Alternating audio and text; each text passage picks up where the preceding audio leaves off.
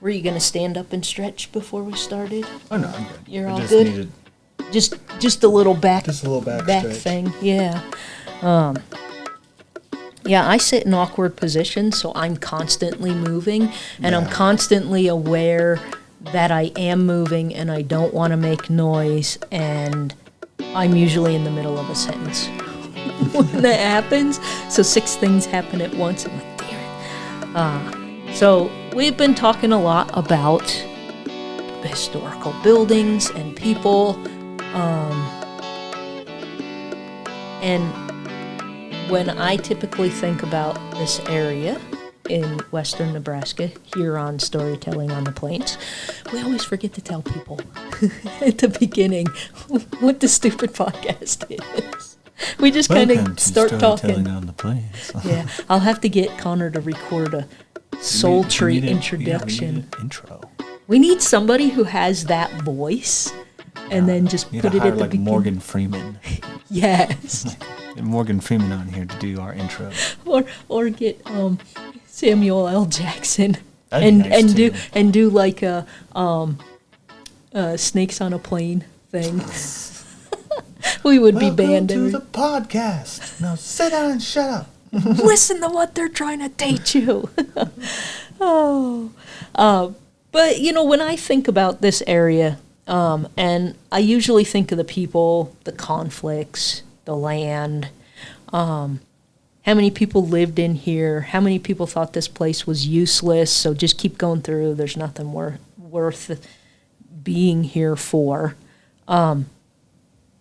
Most people don't think about the roads, and a lot of history down those roads. So I can't help myself every time. And I just started thinking about that a few weeks ago, and I thought, you know, nobody thinks about the trails other than every now and then someone will ask me, well, how did they know how to put the Oregon Trail where they put the Oregon Trail? And you're like, well, you know, the Indians and the fur trappers and the animals before it made the trails. I honestly thought we were just dumb and just as like, well, the sun's that way. We know Oregon's that way. We'll just keep walking, I guess. Well, was this the smartest way to put the Oregon Trail? I could argue there might have been more southern, like pretty ways to maybe go do this. Yeah, there are times where you're like, why did they not go this way? But what it comes... pretty much a straight line. And I think that's kind of what's the idea. It's like, I want to get there as fast as I possibly can. I don't want detours. A scenic route. No scenery. And boy, howdy, if around here you got that. Yep. No scenery. And so, you know, we white people made the Oregon Trail from the fur trapping trails, from the Native American hunting trails, from the game trails. Mm-hmm. And I don't know if you ever tried to follow a game trail. Oh my God, I have. That could be very fun and very stupid at the same time. Yeah. I went hiking up at Fort Robb and got off the trail that I was hiking on and ended up back where I started because my goal was to go from, let's say, point A to point B up over a big hill and down the other side to the camping area. And make a giant circle that way. Mm-hmm. And somewhere at the base of that hill, I got on a game trail, and I didn't realize I was on it until I suddenly looked up, and I'm like, that's that gate that I had trouble opening and closing. I just did a small circle. I didn't go do the big circle. And by then, I had been hiking for 3.5 hours, and I was just like, forget it. It's like 15 minutes back the way I came. So, and when I went back, I climbed under. No, that one I climbed over the fence. No, that one I did climb under because it's, you know, when you reach those fences and it's just a big stick of wood and you have to lift it up and pull it back to open it, and then you got to pull it back, and I'm not strong enough. I was there a good 10 minutes trying to get it back. So when I realized I had come back to that spot again, I was like, yeah, I'm not doing this again. I just climbed under. But yeah, I've been hiking before and got lost on game trails. Yeah, they're easy, especially since a lot of them just stop. Mm-hmm. And I've done that at Fort Robb a few times. The only fortunate thing there is if you just kind of stay with Fort Robb in your eyesight, you're going to be okay. You're not going to get lost and eaten by something. Don't walk off the cliff, but I've gone on game trails accidentally hiking up there. And that was the danger when I was living up in the Black Hills. Same thing. And it was really hard to get completely lost. I mean, you find civilization eventually, especially nowadays, but you could potentially fall off of very high places. And then, of course, there's still snakes out here and things you can get bit by, and you don't want to be caught in that situation. Nope. And back then it was even worse. I mean, if you were a fur trapper, you might be with someone else. I think they generally went on the trails together when they were headed back to civilization, but there were also a lot of people that did it by themselves. So you had to know where you were going. And so people don't often think about the roads and the trails and how much that played a big part in settling places. Nobody thought western Nebraska was worth stopping in. And then at some point we made a train stop in Sidney, which is where we're going to start today. And then trails came from that and spread further and further. And then once you've got that link back to civilization, you can build settlements and then towns. And today we're going to talk about the important path between western Nebraska and gold in the Black Hills. And you feel free to correct me when we get to talking Black Hills, because I'm not an expert on it, and I know you lived up in that area, and you know it a little bit better than me. Hopefully I got everything right. So in 1874, everything started to change when gold was discovered in the Black Hills of the South Dakota Territory. At the time, we had signed yet another treaty with the Sioux that here's your land, we're not going to screw you over again. And we did. We screwed them over again. Well, several times, actually. Yeah, this was just the next one in a long line of next ones. Yeah, by the time 1874 came around, I think we already screwed them a couple of times, because they just kept redrawing the map and making it smaller and smaller and smaller. Yep. And if you ever get a chance to just look at maps of the Great Sioux Nation over time in the 1800s, it's horrific. They had most to the start. They had a great chunk of Middle America, all the way up to the North Dakota, and I think almost all the way down to Kansas. And then to the west, I think it went as far as the Rockies. And then to the east, it went almost to Minnesota. Yeah, they had a huge territory once upon a time. And then something happened, and the U.S. government said, we want that land, we're going to take it. And they did. I'm reminded of a conversation I had with a Lakota friend of mine about a month ago. We were struggling with watching something that was on the news, and I looked at him and I'm like, dude, I need some help. How do your people deal with getting screwed over and over and over? And he goes, we watch movies. And I just started cracking up laughing. Because to him, getting screwed over again, it's like, yeah, of course they did. Now we got to pick ourselves up and fight again. And it's just, he makes jokes about it. To answer your question of why the territories was taken, I've gotten a couple of historians that have told me their side, which kind of, it does make sense, because at the time, 1874, and before that, America wasn't in great standings with the other nations yet. We were a country, but we weren't a country. We were just kind of a wannabe country. And so we needed to get respect. And the basic way to do that back then was to get more resources and have bigger territories. And that's how you gain respect. They couldn't do it the way that they did it, warring. They couldn't do it through conquering. That's why they did all these treaties, because if they downright came and took it the way that basically we took, the Europeans did, from other nations and lands. If we did the same thing, we would basically, the other nations would see us as hypocrites, not as nation builders. So the idea was to trick to trick and to trick and to trick and to trick to make sure that we get what we wanted with the least amount of bloodshed possible. Not saying, of course, there was a horrific amount of bloodshed that happened, but comparing to an absolute full-scale-on invasion, like I said, something similar to what Europeans were very, very good at. Even the British didn't really seem to mind doing that before the colonies kind of came about. So so that was kind of what was going on, and they were just conquering and eating up territories. And so anybody who was willing to buy it, who was willing to stay there, they're like, yeah, go for it. Yep.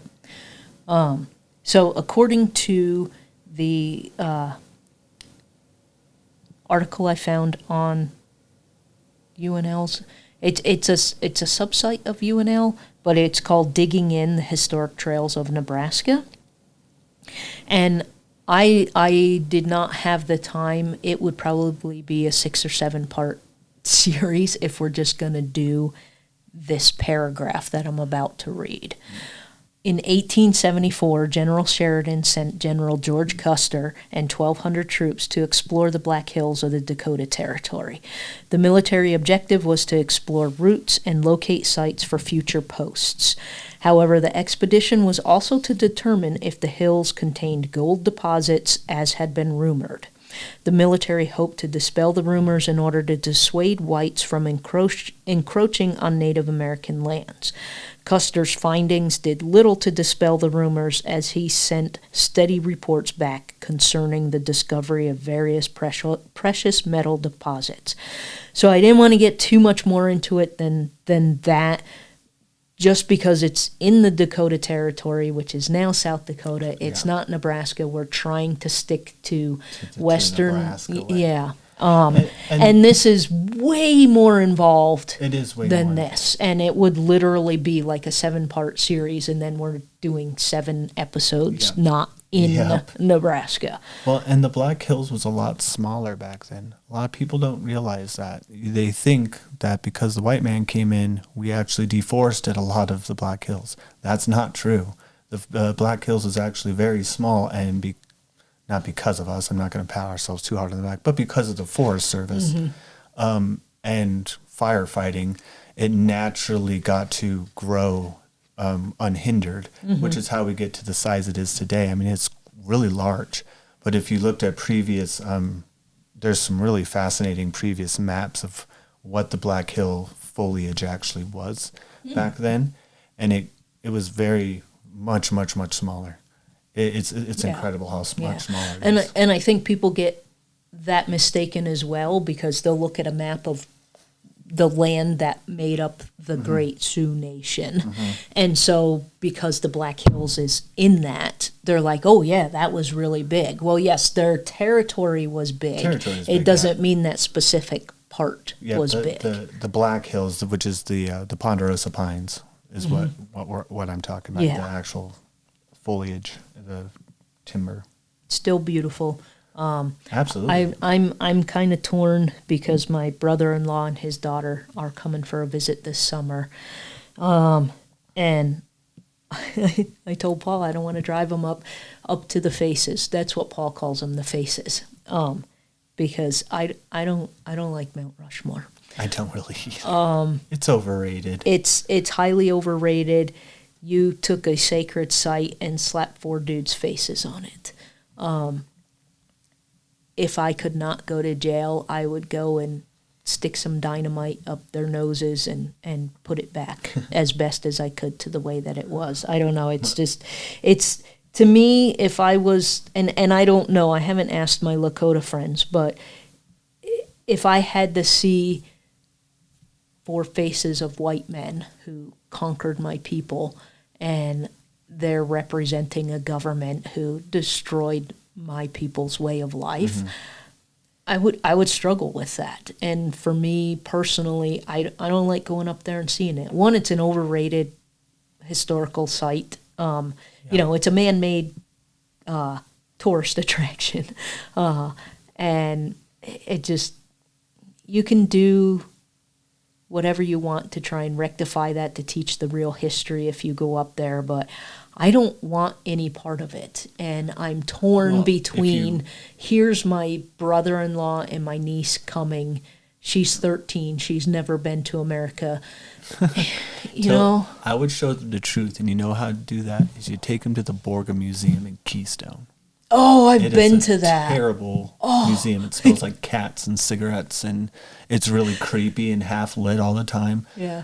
But it does give you a good idea, at least in my mind, just what kind of asshole Borgum was, and what kind of he was just a jerk. Mm-hmm. He's a hell of a sculptor. I'll give him that. But overall as a person, and just the weird things that they did to get Mount Rushmore in general was just a lot of shady stuff that they did. So yeah. Yeah, I also think if I was one of those crazy people that won like $550 million on the lottery, I think they need like 50 to finish the Crazy Horse Monument. I think I would just be like, here, finish your monument. No strings attached. Y'all do what you want with it. I'm more against Crazy Horse than against Mount Rushmore. Yep. Really? If you thought Mount Rushmore is bad and Borgum is bad, Crazy Horse is right up there, if not worse. Really? They have screwed the native people. They did the same thing. They took a sacred mountain and carved it up, because all the mountains there are named in sacred. Every single one of them are named. Okay.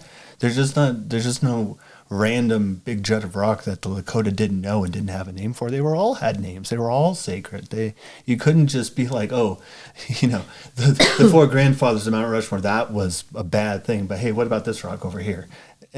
If you said that to a native, they would just be shaking their head. It's like, you're crazy. It's like, what are you talking about? They're all sacred. Just like our monument.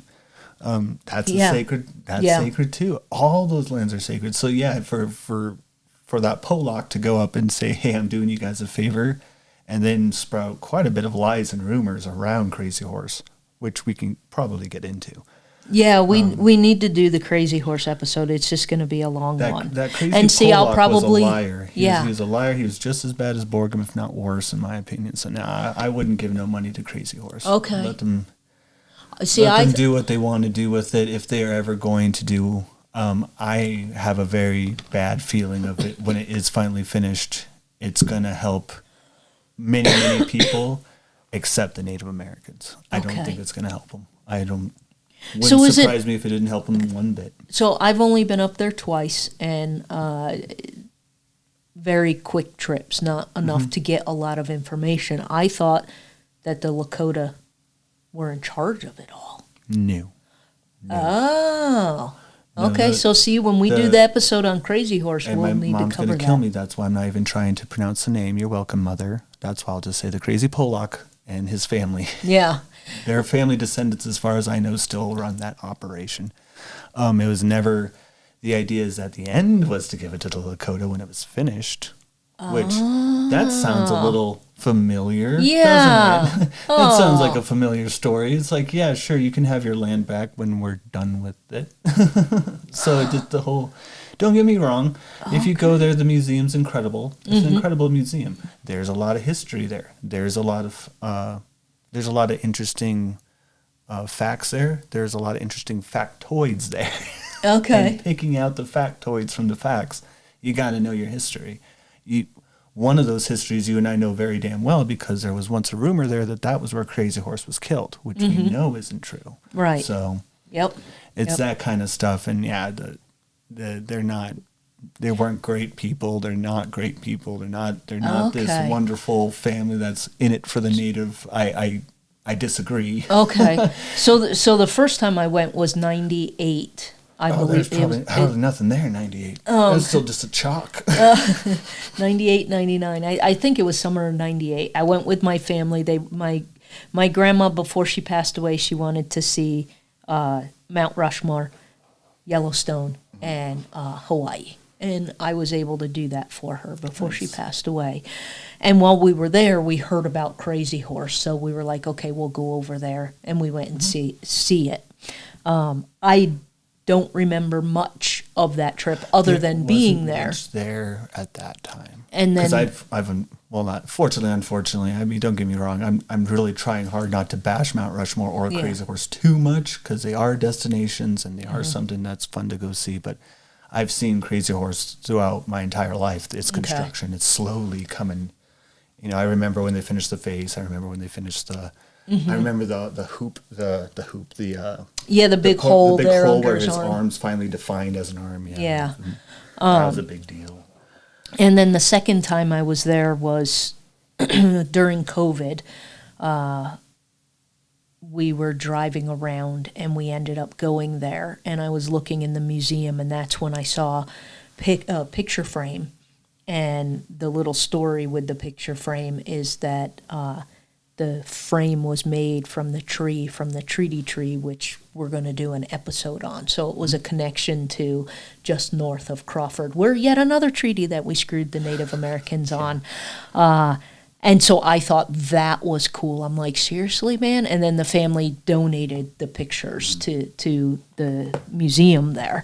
But I was always under the impression that the Lakota were in charge of it. I did not know. Oh, okay. They certainly didn't ask for it. I'm going to have Not to... to my knowledge. They never asked for it.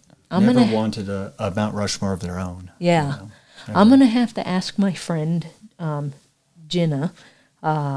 Yeah, Jenna's a good person. I would want to hear from her, too. I want to hear from her what she thinks about it, because she's pretty open and frank about things. And a lot of this comes from the Lakota that I know, friends from the Black Hills and from the Pine and from the Ridge, and people who are just, just disgusted by it. Yeah. And for good reason. Yeah. Especially if you're from Pine Ridge and you go to something like Crazy Horse. There's just a lot of...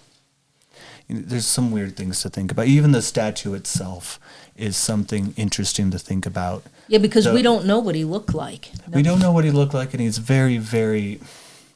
I almost want to say it's almost... It's a stereotypical It's almost stereotypical look. Yeah. Almost.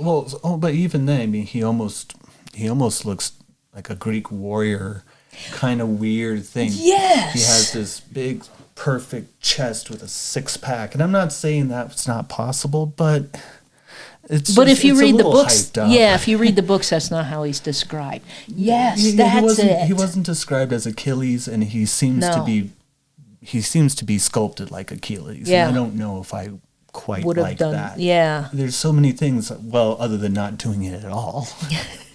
Why not just honestly? Why didn't you just stick with the chalk drawings? That was a rather flat surface of that mountain. They could have just done wonderful chalk drawings, and the rain washes it off, and they could have had a whole beautiful thing with that. Yeah. They could have still had your museum. You could still have your future university that they want to build there, and everything else. But why do you gotta chip it all away? Yeah. You gotta blow things up. Wow. See, now you know what I'm going to be investigating over the next few weeks, because there's a lot. There's a lot into that. I did a lot not into know into the Crazy Horse thing. But we are getting off topic. Yes. Can you hear that? I can't. Luda pouring. Yeah. Londo has hopped up on my lap, and he is purring quite loudly, and I can hear him through my headphones.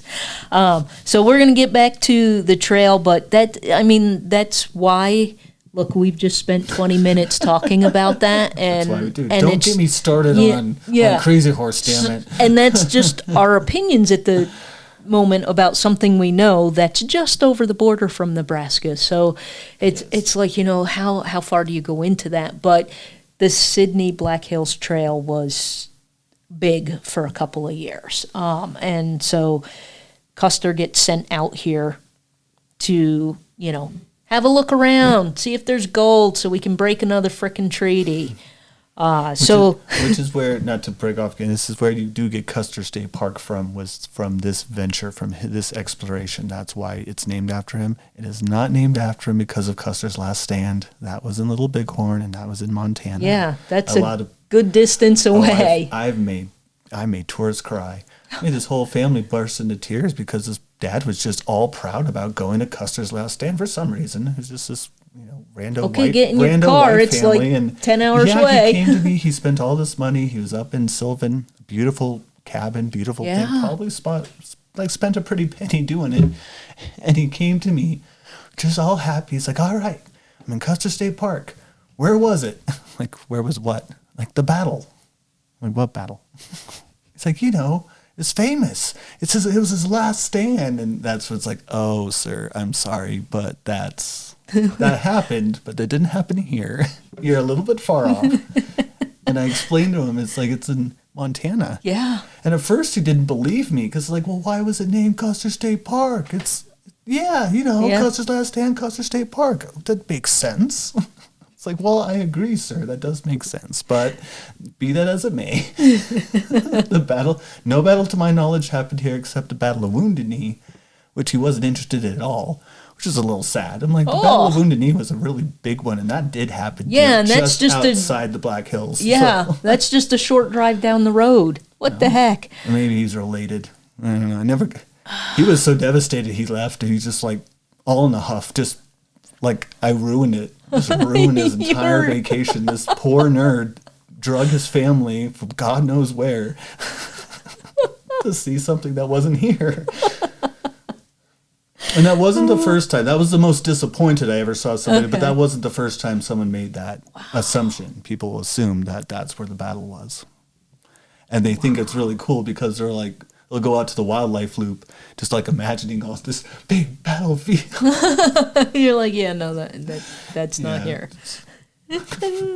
That's the Battle of the Greasy Grass is on my list of places to go to. I love saying that to people when they got their little superiority. I'm white and, we're better than those people. I'm like, yeah, go learn about the Battle of the Greasy Grass. Yeah. What's that? I'm like, oh, they also call it Custer's Last Stand. And learn the real story because he ain't no hero. So anyway, those reports that Custer sent back spurred a gold rush in 1876 up in the Black Hills. And everybody wanted a piece of the gold. And a little town named Sidney, with its insignificant rail stop, was suddenly thrust into the spotlight. There was already a trail that went from Sidney to supply the Red Cloud Agency, which was located on the White River, and also to the troops at Camp Robinson. Now, later, Camp Robinson becomes Fort Robinson. They literally, because a camp is temporary, and then when they were like, no, this is going to be permanent, they just changed it to Fort. And today, a lot of people will go to Fort Robinson. They'll come in from Crawford. They'll turn right. They'll stay in the barracks or whatever buildings there. They'll learn about the buildings. They might go to the Trailside Museum because it's right there. And then they'll cross the road to the smaller barracks, and the campground is over there. Not a lot of people go over where the railroad tracks used to be, down to the POW camp and to the Red Cloud Agency. At the time, the Red Cloud Agency was way bigger than the square bit that's there for tourism now, and it's literally just the square outline they mow. We've been out there but it is a bit of a distance from the camp, and basically, if you needed things to get done, the Native Americans from all the different tribes got stationed at the Red Cloud Agency, and that one was Red Cloud number 2. There were 3 of them. The third one eventually got renamed Pine Ridge Reservation. And the first one was somewhere near Fort Laramie. They just, they're not really intermingling too much unless they needed to, even though they're in close proximity. And the train stopped right there in the fort. And today the train tracks are a walking trail. So the original trail went from Sidney up to Fort Robb, up through present-day Bridgeport, and then, it went up kind of northwest the whole time. And if you look at a map of Nebraska, you can find Sidney, find Bridgeport, find where Fort Robinson is, and then you can see how easy it is to get up into the Black Hills from there, because you're just a sneeze away. By car. You're a sneeze away. You're a sneeze away by car. And for those of you who also don't know, the agency was technically part of the camp, but kind of not. But yeah, it is. It's just It was. I mean, yeah, it was. It was in the borders of the camp. It was just the Native Americans that were there were really restricted in, what they could and couldn't do once they were at the agency. That's another thing we're going to get to when we do an episode on Fort Robb. But again, Fort Robb is going to be a multi-part episode, and I need to get all of the parts written, and it's going to take some time. So this route was also ideal because it was close to the Black Hills, and it was already patrolled by military troops because you're getting supplies up to Fort Robb. Somebody's got to make sure the supplies actually get there. Thousands of people began climbing into stagecoaches down there in Sydney and drove freight wagons from Sydney deep into the Black Hills. And the road was then known as the Sidney-Black Hills Trail. And over the next 6 years, the majority of the freight that arrived in the Black Hills came via this route. Within the next 2 years, more settlements cropped up, and the trail expanded to Deadwood and other small communities of people looking to strike it rich up there. But they didn't call it the Sydney-Deadwood Trail. It was still just Black Hills. It's a big enough area. And I think it's also important to note, it wasn't just gold up in the Black Hills that was being mined. There's actually, gold was probably the least amount of precious metals that was ripped out of the hills. Tin, copper, silver, platinum. If you go to Keystone and through Hill City, that was one of the main areas they were digging gold out of during this time. But they also had the tin mines, they also had the copper mines, they also had the platinum mines and the silver mines. And so you had this whole network across the tracks. And then if you ever guys get to take the old 1880s train from Keystone to Hill City, they'll tell you about those. They'll point out, and there's at least on that rail thing alone, I think I counted almost 20 of them. Okay. So it's incredible. And gold being the least of it, gold was only one of those mines that was really, really popular out there.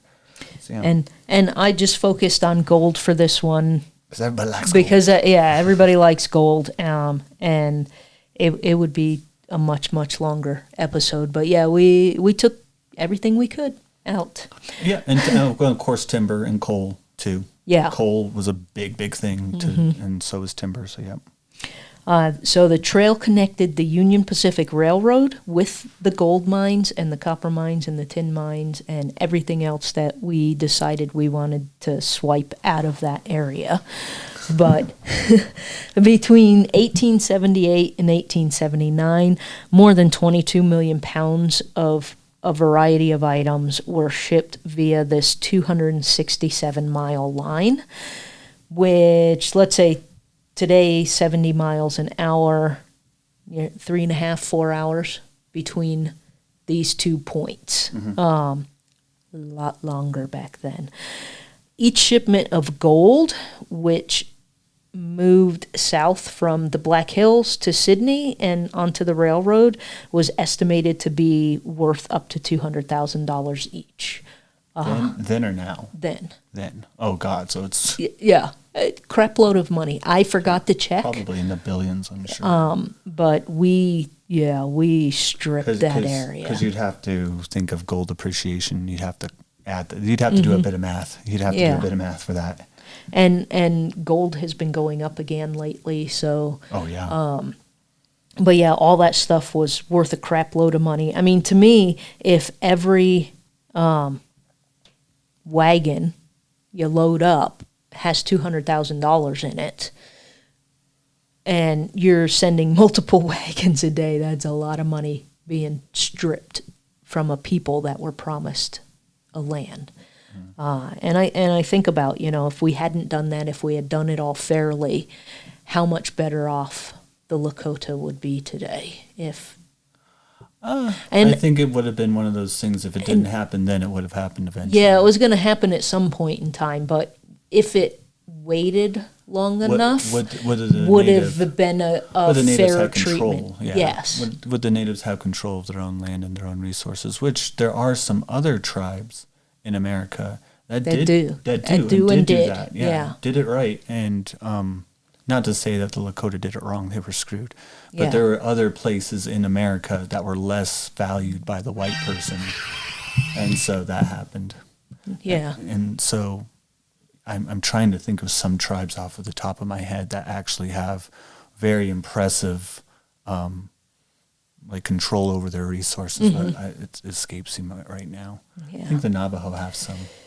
Yeah, there's a few that are better off than the Lakota and did things differently. And the Lakota is the poorest of all the native nations, and the largest. Yeah, so the largest and the poorest. It's pretty bad. We screwed them up big time.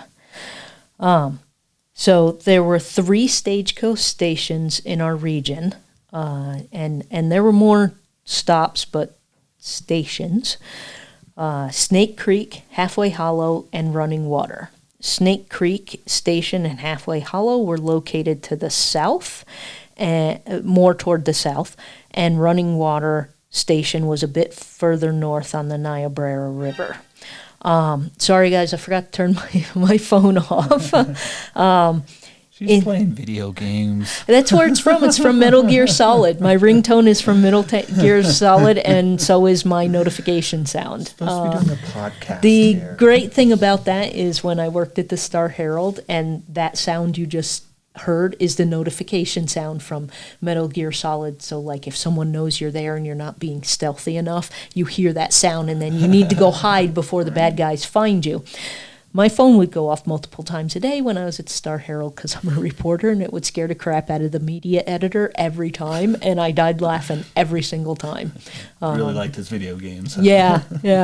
Yeah. She was terrified the first time she heard it go off because someone sent me like 5 texts right in a row, and she's like, well, what is that? She freaked out. I'm like, is this my phone? Calm down. In the 1880s, people settled in Box Butte County, and a store and a sod post office were erected on a site about a mile north of where the trail marker for the Sidney-Black Hills Trail is today. More buildings popped up, but those were the 2, main important ones at the time. In 1888, Czech settlers moved into the area and erected a Catholic church in Box Butte County. That's the one that I told you about that I've been to, the Bohemian Cemetery. Yeah. That's what this is. Well, you took me out there. Yeah. You took me out to the Bohemian Cemetery. It was very, very neat. Yes. I mean, it was overgrown, but you still saw the graves. Yes. And it's just a matter of, I feel to do a proper story, I need to get in touch with the Box Butte County historian, historical society, and get some proper information to do a proper story.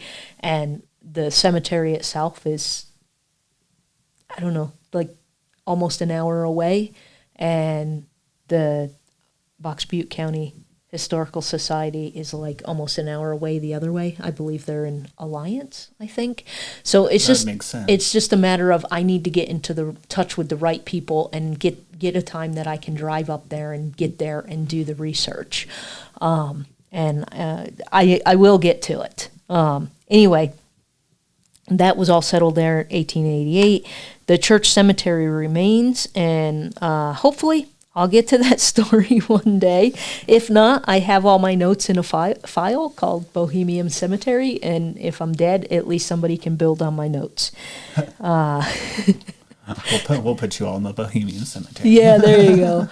Traveling on the trail made use of freight wagons drawn by oxen, mules, herds of cattle, and riders on horseback. And I just think about how the road to Toadstool is when it gets rainy, and Oh, you don't. it's so awful. Yeah, you can't drive on that road today when it's raining. They have yet to pave that. That's Yeah, still to this day it's not still- paved. yeah. That's crazy. I would have thought they would have paved that by now. Because the last time I went out to hike at Toadstool, I looked at the weather all week long because I have a little tiny Toyota Yaris, and the weather was clear. And I was able to get, we went out and we hiked and stuff. But the one time that I went up there with another friend, it had rained a few days before, and we took my little car, and I was a little nervous. Oh yeah, because it's just mud. And it was a case of me driving to the left side, driving to the center of the road, but we made it there and back, and we probably should have taken his car because he had an SUV, and then I would have worried less. But whatever. It is what it is, folks. I got there, I hiked, and I got back. But I can imagine those roads weren't as good as the dirt roads today, and so going out there with mules, cattle, big old freight wagons loaded down with weight, you're not going to be able to go on the trail when it's all wet and gunky. So the Sidney-Black Hills Trail went northwesterly from Sydney, past Courthouse and Jail Rocks, which was also the name of a smaller station, and crossed the North Platte River via the Clark Bridge to present-day unincorporated town of Northport. The river was really the only major obstacle on the route, and the 2,000-foot wooden toll bridge was a nice moneymaker to solve the issue. Because how's he going to get over the river? Oh, we got a bridge. Give us some money. That's what I would have done. Yeah, I would have done it too. Right away. And the Clark Bridge was near the present-day town of Bridgeport. I will do a story on the Clark Bridge in the future. One thing I was slightly confused with the different information, because I'm reading different information from different times, and I'm trying to figure out when they say Courthouse and Jail Rock Station, do you mean a stagecoach station or just a spot to stop and give your oxen some water? And I couldn't really figure that out, so if I make mistakes in this, I apologize for that. It was confusing to me, and I'm doing my best here to get this sorted. So once they were past Northport, they continued to Red Willow, Point of Rocks, Running Water, the Red Cloud Agency, Spotted Tail Agency, Kearney Station, and then to either Deadwood or Custer City in the Dakota Territory.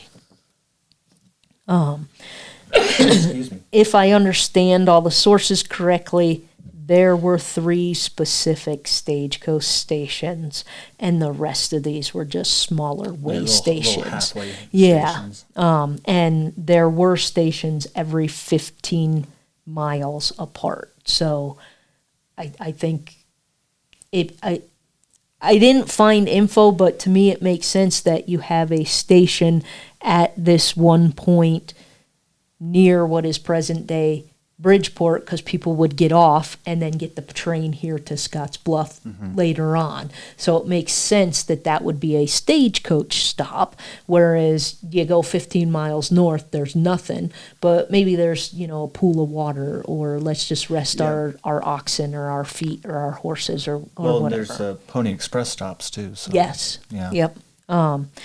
So the Clark Bridge was a key point in cementing the trail as the dominant route to get up there to the Black Hills. And according to digging in, several Omaha merchants, the Union Pacific, the town of Sidney, and Henry T. Clark joined their funds to construct a toll bridge over the North Platte River. I have no idea why that was so hard for me to read. Whatever. It crossed the river at present-day Bridgeport. It was anxiously completed in 1876 to take advantage of the rush for the Black Hills. The bridge was invaluable for miners, freighters, and stage lines, as well as military troops who used the bridge in their campaign against the Sioux.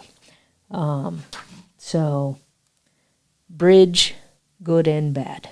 It's a means of transportation, and often we build things with good intentions that get used for bad intentions. Even though the route was popular, it was also quite a pain in the butt. While the miners brought in thousands in gold, many others raced to accommodate the needs of the prospectors. 2 main stage lines ran from Sidney to the Black Hills, Marsh and Stevenson and Gilmer and Salisbury. They both used Concord stagecoaches, of which up to 3 left daily en route to Deadwood. So you got 6 stagecoaches a day going up here. 9 first-class passengers could ride inside, and from 3 to 7 would ride on the top of the coach.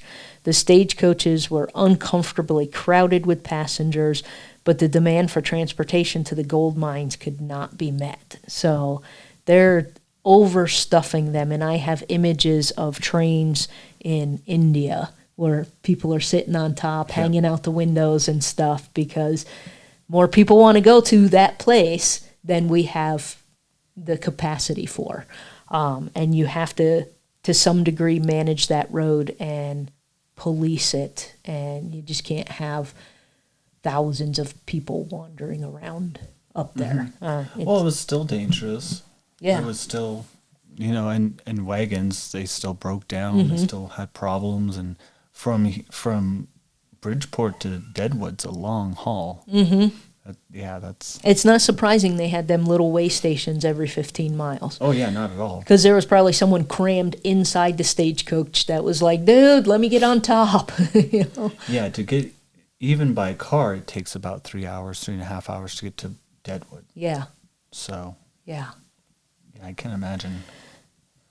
I hope you made some money with your gold, buddy. Freighting companies often brought passengers and supplies to the Black Hills. A ride on a freighter to Deadwood cost $10, which was $15 less than that of a Concord coach, and I completely forgot. It wasn't that I ran out of time. I completely forgot to figure out how much that is today. It's a lot more than that. However, it was a much slower means of travel. By 1876, major freighting firms jumped at the opportunity to supply goods to the 10,000 frontiersmen residing in the Black Hills.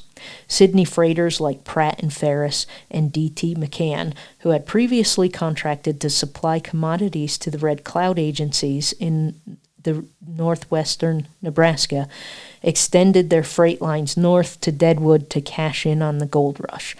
Many other smaller freighting companies also sent out lines from Sidney. The Black Hills were so remote that the miners necessitated an abundance of supplies. 50 to 75 freight wagons left daily from Sidney, carrying approximately 8,000 pounds of goods. So this was a busy highway. You got stagecoaches going every day, and an additional 50 to 75 freight wagons. There's a lot of people there. You need a lot of policing on that road. You can't just have people going, well, I'll just walk up there, because no. Not everyone could afford the stagecoaches or passage on a freighter. So there were people that did go on horseback, on foot, or alone in a single wagon. Yeah, it's not a good idea. There were hostile attacks. The Native Americans are not happy that you just keep, breaking treaties, and now you found gold in our area, and now you're breaking another treaty and stealing from us again. Mm-hmm. Gee, I wonder why they attacked the main road going into that area. And of course, it wasn't just natives. It was common people who... Yeah, when you bring the thieves with everything, exactly. You're going to bring the bandits and the people that don't want to dig for the gold, but it's a lot easier just to steal it. You betcha. You betcha. Yeah. Sorry, folks, I think I'd be a thief. If I had to choose between the two, I'm just going to wait till the wagon comes by and steal it. But we're going to find out in a minute that was really hard to do. I'm going to be the saloon owner. They made the real money. That's true. You got the booze, you got the brothels, you got the gold. Yeah, I had read, like, in California with the 49ers that the supply dudes were selling shovels for like $6 each, and I'm like, I can go today and get one for $6. How bad were these dudes getting ripped off? Holy crap! And I'd be that guy. Yep. I'd be there. I'd be that bartender with a little clever smile. I'd be like, yeah, I'll get you that for a price. Yeah, you betcha. There were so many people flooding into the territory that the lives of the Native Americans were going to drastically change, and not for the better.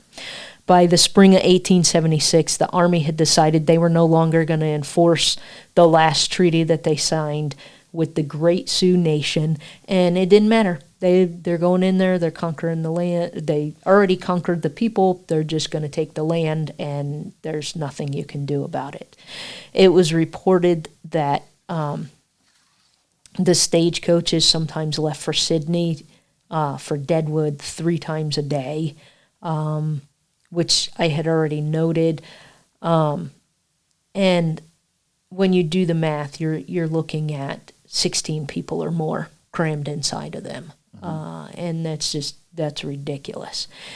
1878 to 1879 was the peak gold rush time, and Henry Clark, so H.T. Clark, was in everything in this area at the time. He was you, Conner. He had his hands in all the little pies, including the mail business. According to the Nebraska history article, The Sidney-Black Hills Trail by Norbert R. Mankin, which was written in 1949, perhaps the most intriguing of Clark's many ventures was his Pony Express route, which you had just mentioned.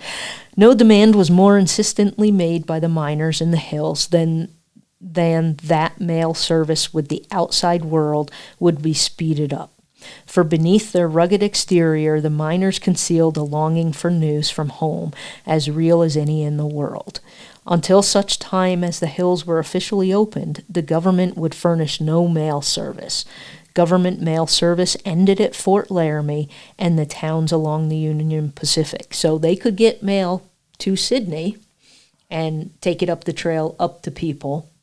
You're going to pay for it. But the official government mail went from Sydney along the rail to Fort Laramie.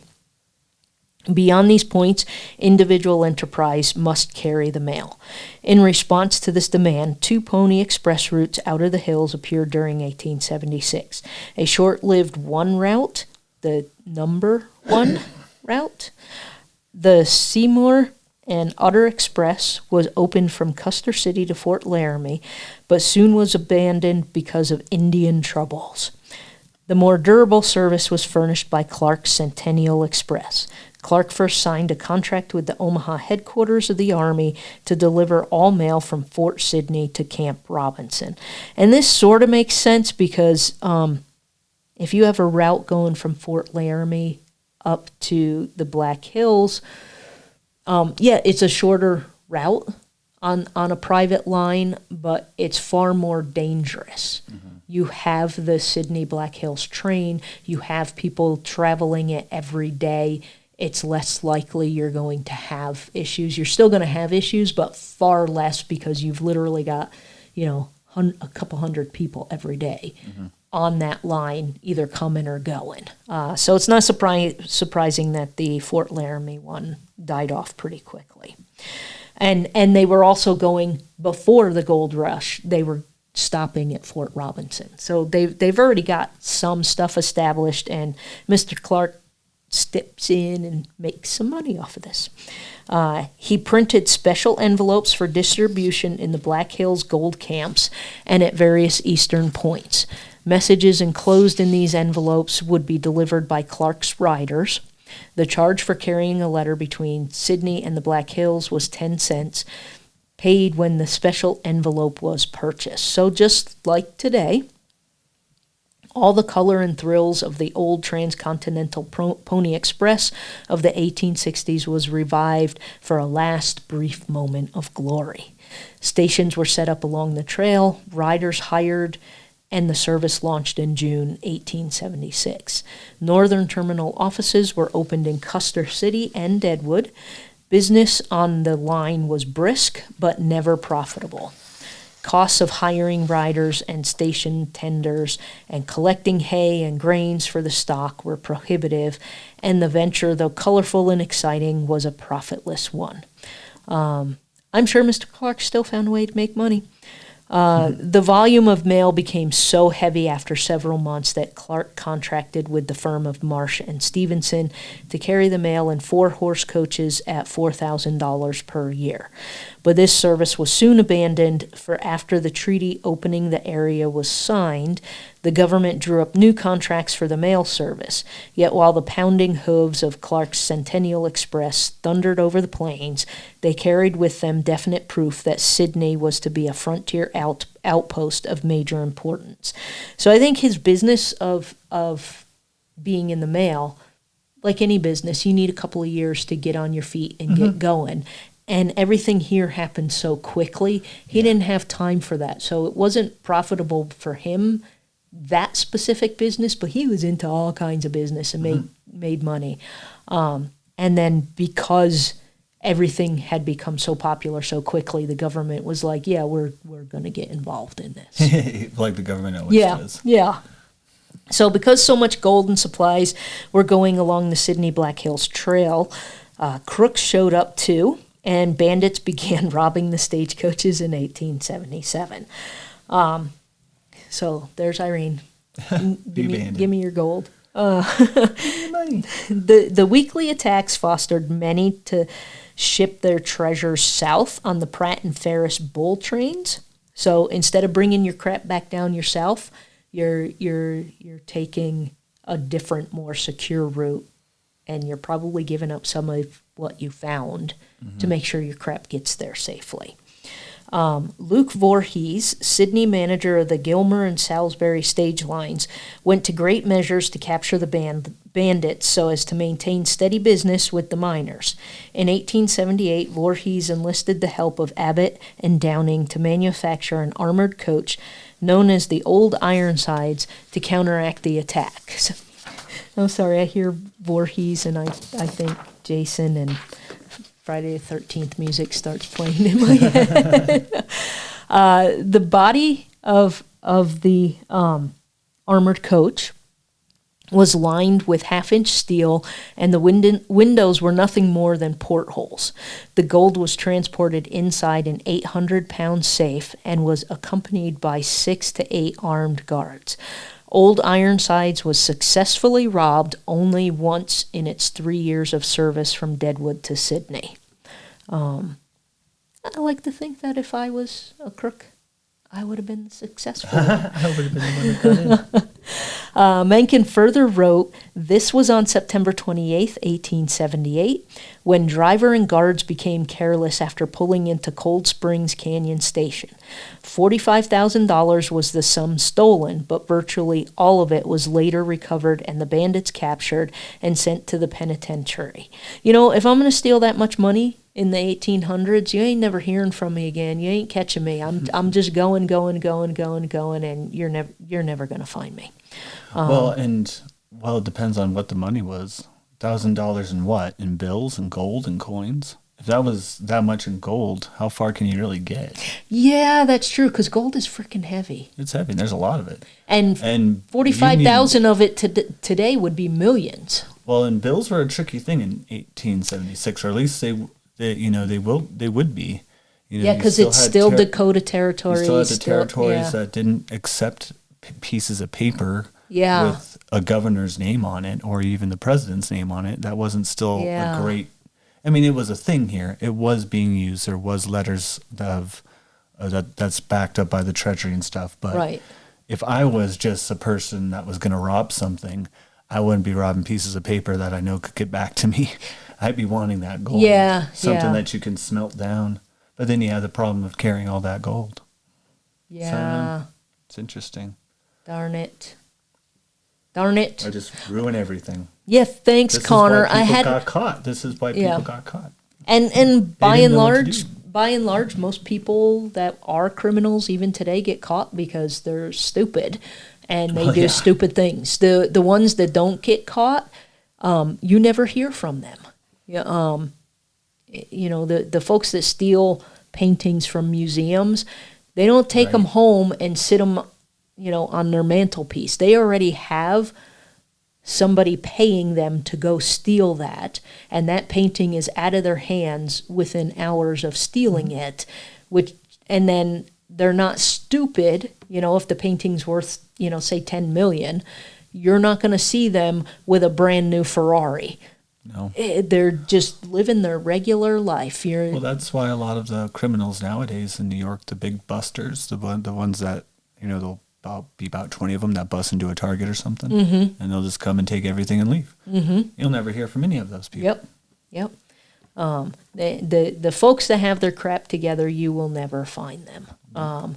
It's the opportunists like this that they may have thought ahead a little bit, but they found out that they stopped at this station. They found out that the guards were slacking off, and they were like, and "Let's again, take it." I was very, very curious on what format of the money it was in. That would have been very interesting to know if it was like some sort of bills or some sort of. I would assume it would be the gold. And if it was gold, was it gold bars? Yeah, or was it still just nuggets? Yeah. Because it was old Ironsides that was successfully robbed once, and it was built to protect gold. So it's just, how was it inside of there? Regardless, they all got caught. So the good times were over for the members of the bandit fraternity.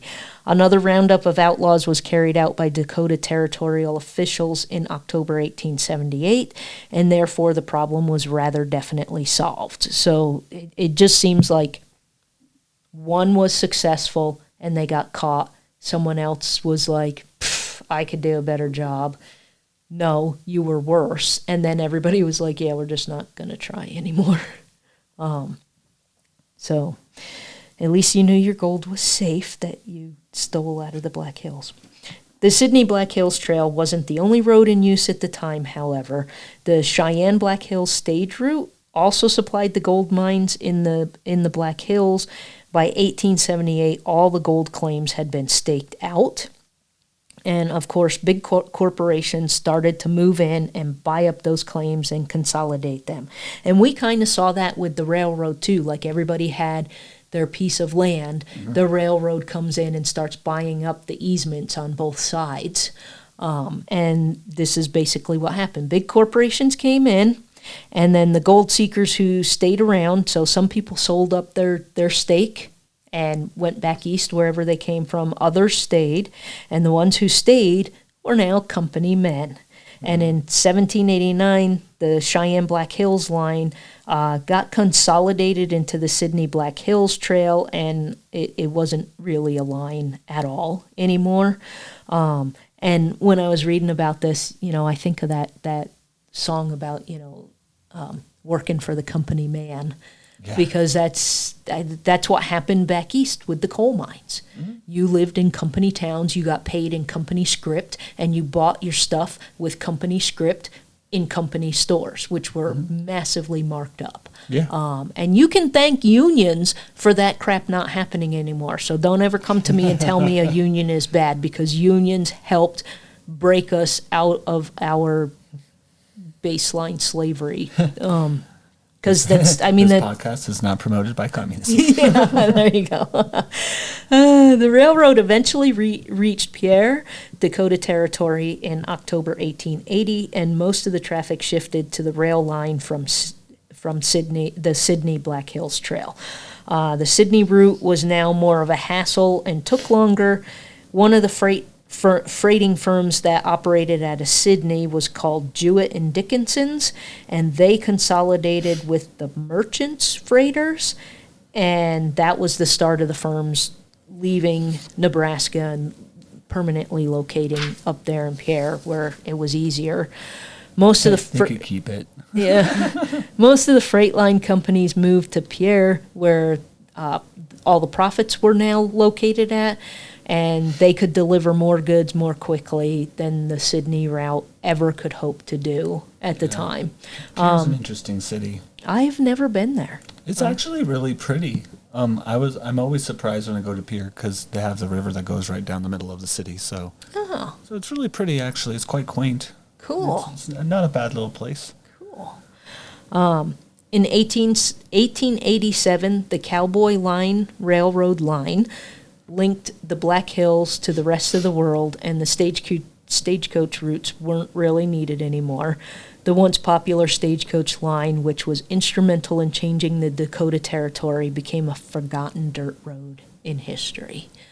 And that's what happens with progress. If you look at a map of the United States, it is much easier to bring your freight out from Chicago and head straight west, hit Pierre, and then pop on over to the Black Hills, as opposed to the UP line down here, and then you got to trudge through. There's less. It's a lot flatter out that way too. Yeah. So, I mean. Yeah. It made more sense once there was the big rush. It made sense to switch everything there, and everything stayed there. So. And I'm sure the river had something to do with it too, because you had all.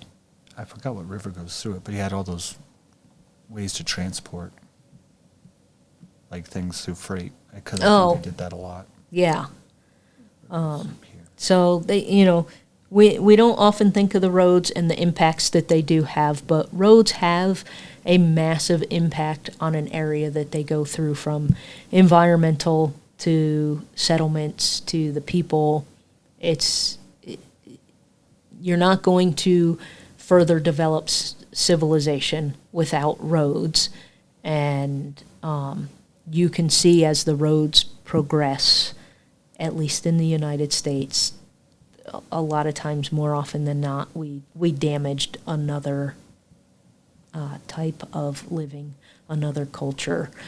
And I'm just thankful we have remnants of it today, and that, the people that are here are thriving as best as they can. I don't want to say they're completely thriving, because I don't even think I'm completely thriving. Because I don't know what that means out here. It's more you just survive. Yeah. You just do what you need to make it to tomorrow. That's what you do. There's no winning. You just get a little better every time. Yeah. And 20 years down the road, when someone is struggling with X, you'd be like, oh, hey, I did that 20 years ago. Let me help you. So you can make it a little easier. But I've just always thought about, we don't think about the roads and those damn roads. The only thing we think about roads with in the winter is, why is there potholes? And then, why aren't they plowing this? Because no one's ever happy. And you can't be to my house at the same time that you're plowing the routes to the hospital. Would I love that? Yes. They very rarely come out here to my road. I live on a cul-de-sac. And when I get out of my driveway, I turn left, drive, 15 feet, turn right, and then go to the stop sign, which is another 50 feet. And that road doesn't get plowed either. I have to turn left and go, I don't know, what is that? Few hundred feet to get to Avenue B then. And they plow Avenue B, but to me it's not a plow job. I grew up in New York. I know the roads get plowed to the road, not leaving a layer of ice there.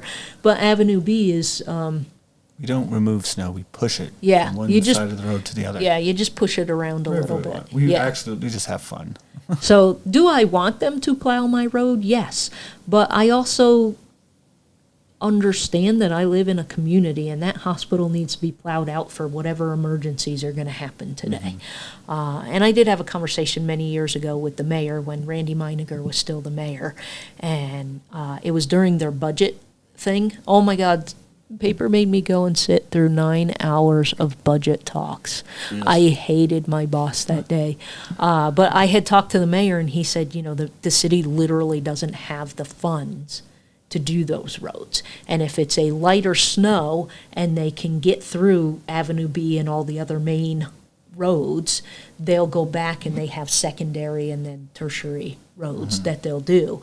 But usually when we get snow, we get so much that they they just have the money and manpower for the main roads, and it sucks. You've lucked out this year, I'd say. Yeah, this year we've only had 3 snowstorms and only one for plows. Yeah, only one of them was of consequence. Yeah, so when you drive somewhere, folks, think about why that road is there. What was the importance of putting it there, and what happened to get to the point that we're at now. We'll be back next time for another story. I'm Irene. I'm Conner. And this is Storytelling on the Plains.